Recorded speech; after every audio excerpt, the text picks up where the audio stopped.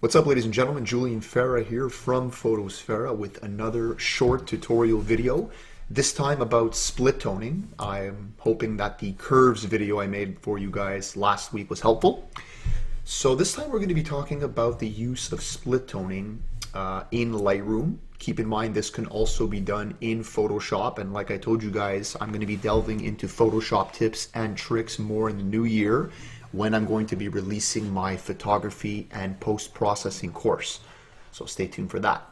Before we get into split toning, we need to understand the basics of why we use split toning in creating color palettes that are either analogous, meaning that they are similar on the color table. Analogous colors are colors which are in the same pane or along the same spectrum on the Adobe color wheel.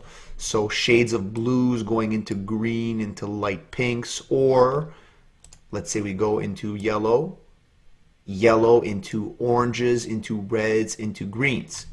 Most people use split toning to create a complementary color palette, meaning opposite colors on the color spectrum. So a good example would be orange and teal. As most people know, this is a very known color palette. It's used in a lot of travel photography. Green and red can also work. They are complementary colors. Yellow and blue work very well together. So these are colors that generally work well together. And this is what most people use split toning for. To make things very easy to understand, the average person or most people will put a lot of warmer tones in the brighter highlighted areas to draw the viewer's attention to those areas. So they'll be using colors between yellow all the way to bright reds and oranges in the areas where they want to draw attention. And cool blues, teals, maybe even violets and purples in the shadowed areas where people want to diverge attention or move attention away from the viewer's eye. So if you understand what a complementary color palette is, as you can see, complementary, opposite colors on the Adobe color spectrum. I'm going to be getting into a lot more depth about color palettes and color harmonies in my further courses and showing you guys and demonstrating how important colors are in photography. Some people, actually most, do not pay attention to color harmonies this day and age, and it's very important in your photography. So putting this into a practical sense, let's jump into Lightroom. Here is a basic image that I took last year. I was just on the Pont de la Concorde bridge in Montreal during a sunrise, and I didn't do very much editing here. Actually, it's pretty much a base image with a little bit of exposure, highlight and shadow added. Why would I use split toning in an area or in an image like this? Well, most people will use split toning, like I said, to add warmth in the highlights and add some cools in the shadows. We already went through the tone curve, so we already understand how the tone curve works and how it's able to create contrast and add or draw colors in your different RGB spectrum. So that makes sense. Now when we get into split toning, so let's say we say our sky and our highlight areas, we'd like them a little bit warmer. Sure, we could take the color temperature and sort of drag the color temperature to a warmer temperature. But the problem is that's going to affect the entire image. We don't want to affect the entire image. We want to affect only, let's say, the highlight areas or the bright areas of our image. So we open up split toning. You look at the split toning tab and you'll have the hue saturation for the highlights, the hue saturation for the shadows. The hue being the color you want to apply in your highlights. For example, I open up my little square box on the right over here, which gives me my color palette. I want to add a much more orange hue in my highlights. So I pick, let's say, a nice golden orange tone. Let's say right about here. Okay.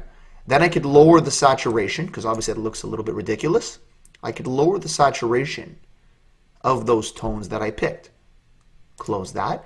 Now I've added some warm tones in the highlight or bright areas of the image. Here's a before and after. Before, after, before, after. So as you can see, it's affecting this area over here, but it's not affecting the areas in the dark or the shadows, such as the car right here, my car. If you look, it's barely being affected because it's in the shadow area. So my attention is being diverged to the brighter areas of the image.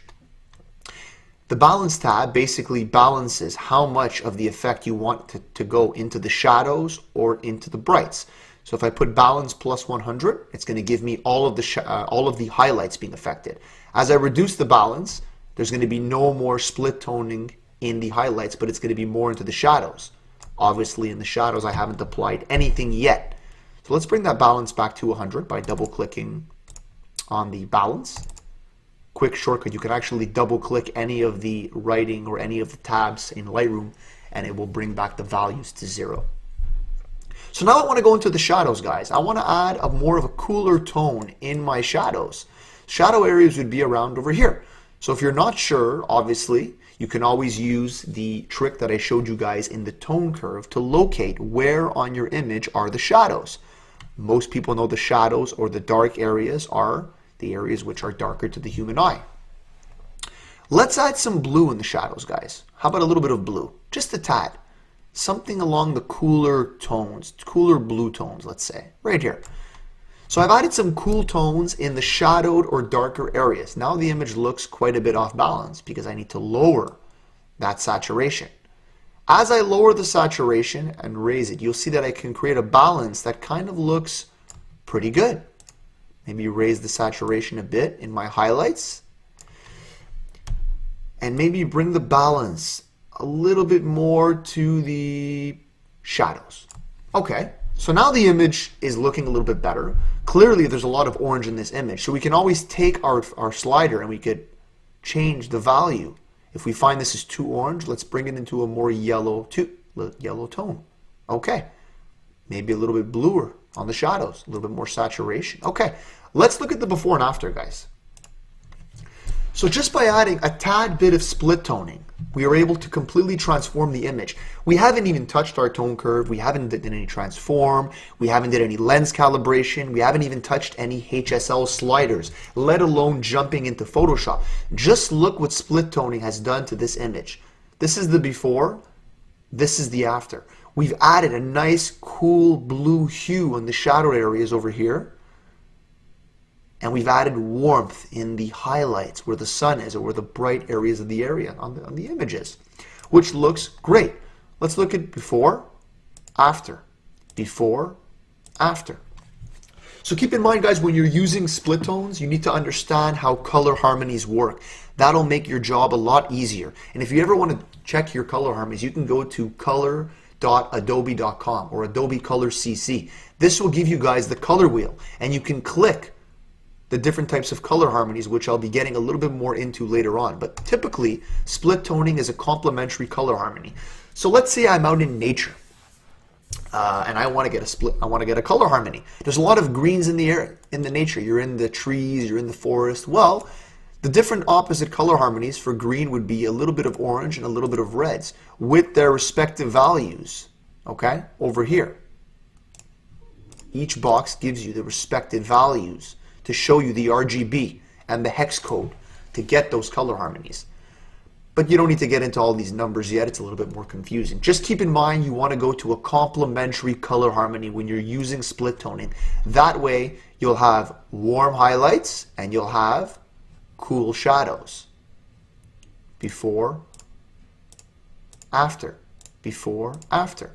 Remember, guys, you can't just use split toning to tune an image. Split toning is made to be used very sparingly, very lightly, just to create a little bit of extra golden tones and cooler shadows. I only added more saturation in this example to show you the difference between it. Typically, I would add no more than maybe 10 to 15 saturation on each of my sliders when I'm going to be using split toning. I don't want to go overboard, and I don't want the image to look ridiculous. Lastly, keep in mind this can also be done within Photoshop. I also use Photoshop heavily because there's a lot more control. So, before, after. So guys, I hope that helps. I hope you now understand how to use split toning, how to use the hue, saturation, balance on the split toning tab. Guys, if you enjoyed the content, if you thought the tutorial was able to help you, don't forget to subscribe to my channel or write me an email, or even shoot me a DM on Instagram. If you ever want to edit any of your images together, or you have a raw image that you're not sure how to edit, or you want to see other ways of editing that image, I'm always around. Until next time, have yourselves a wonderful day, guys. Eat, sleep, and create. Take care for now, guys.